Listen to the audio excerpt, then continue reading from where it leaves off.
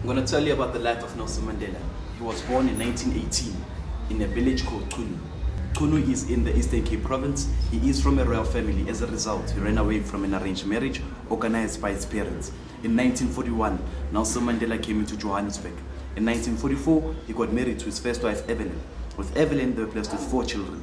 3 passed away, 1 is still alive. 1946, Nelson Mandela and Evelyn moved into this house. Evelyn was the wife who was entitled to get the house as she was a nurse at the time, working for the government. 1947, Makaziwe, the first daughter of Nelson Mandela, was born. She recently passed away after 9 months because she was born prematurely. Makaziwe means let her be known.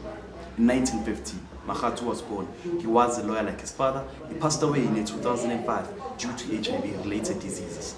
In 1951, Nelson Mandela was nominated as the ANC Youth League president. In 1953, Nelson Mandela and Oliver Tambo opened up an illegal law office. In 1954, the second daughter of Nelson Mandela was born. She is the only surviving daughter from Evelyn's marriage. She got married by a professor from Ghana. She is a doctor by profession.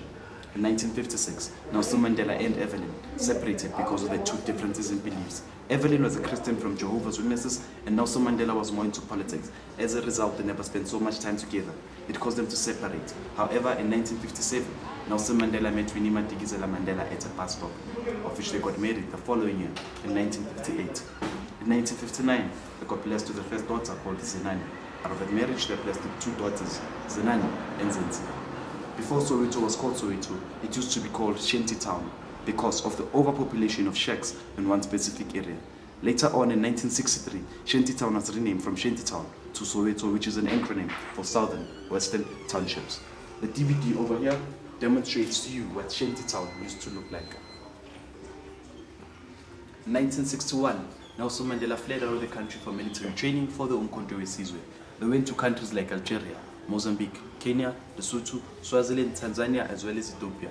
By 1964, Nelson Mandela was sent into prison for lifetime imprisonment for treason.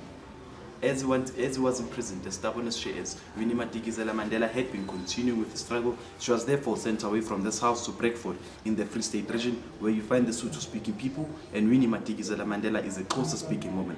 The reason was done for communication breakdown. However, in 1986, Winnie Madikizela Mandela defied the banning orders from this house and came back and lived into this house. After 27 years of imprisonment, Nelson Mandela stayed in this house for a period of 11 days due to lack of privacy and security from the public and the media. The house is 66 years old. Mandela stayed in this house for a period of 15 years before he was sent into prison. He was not only imprisoned in Robben Island, it was Robben Island, Poleswood Prison, as well as Victor Verster. Victor Verster was not a prison, it was a highly secured farmhouse in Cape Town where he negotiated his release from prison. Long Walk of Freedom. It's my favorite book. After his release from prison, he could not believe that he was released until he walked into the gates of his house. He quoted these words, "Today my return to Soweto fills me with joy." Over this way.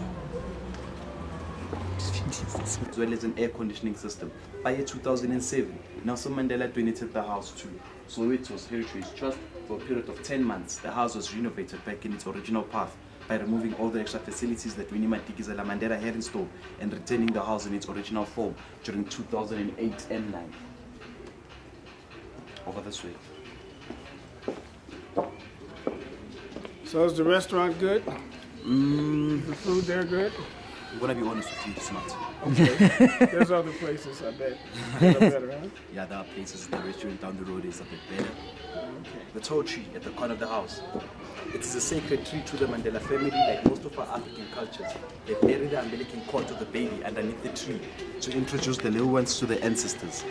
Grandchildren, great-grandchildren of the Mandela family, all of the umbilical cords are buried underneath the tree. Oh, umbilical cords, yeah. Wow. Oh. The name of the tree is the Mameluka. It is an Australian tree. Still up here, whilst they were taking the Mandela family. A picture of Winnie Madikizela Mandela resisting arrest from the apartheid government. This is where we walked in. It is now our visitor center. It used to be the Mandela family's garage. The front gate over here used to be right there behind you. So that was the main entrance? Yes, it used to be the front. Okay. The picture over here was the last picture which was taken of Nelson Mandela before he was sent into prison.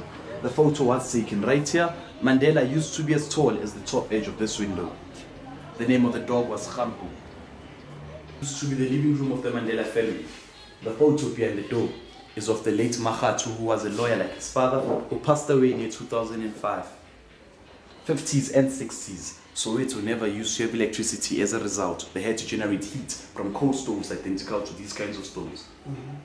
In here used to be the shower room that Winnie Madikizela Mandela had installed. It was removed as the house was renovated back in its original path.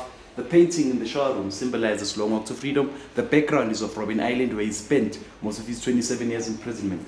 It was drawn by a lady called by the name of Lydia Katite. Most of the furniture got destroyed through the petrol bombings. However, this survived through it was given to one of the families down the road. The museum recently brought it back. As you see, it is the same furniture Madikizela Mandela is using in that photo, which was taken in 1977. Over here, Winnie Madikizela Mandela helped build a partition brick wall, protecting herself and her two daughters from bullet holes. Every time they start shooting, they come the side of the wall, using the wall as a shield. She passed away while Nelson Mandela was imprisoned. He was refused on attending his mother's funeral. About shining school, it was the first thing when we got to a house, how clean the stove was, and you could mirror yourself on the stove. Mine was red. You always had Here used to be the bedroom of the two daughters of Winnie Madikizela Mandela. Zenani, the first daughter of the recent Winnie Madikizela Mandela, and Zenzi, the last daughter of the recent Winnie Madikizela Mandela. Certificates you see around here are peace honoring certificates presented to Mr. Nelson Mandela from all over the world. Some of his law degree certificates are found in his bedroom. Mandela is a lawyer by profession.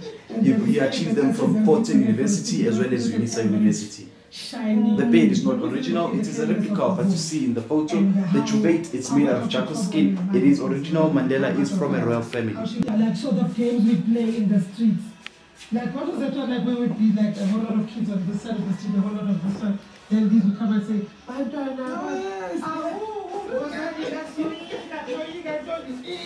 you know, it was so rich, you know, like playing those games.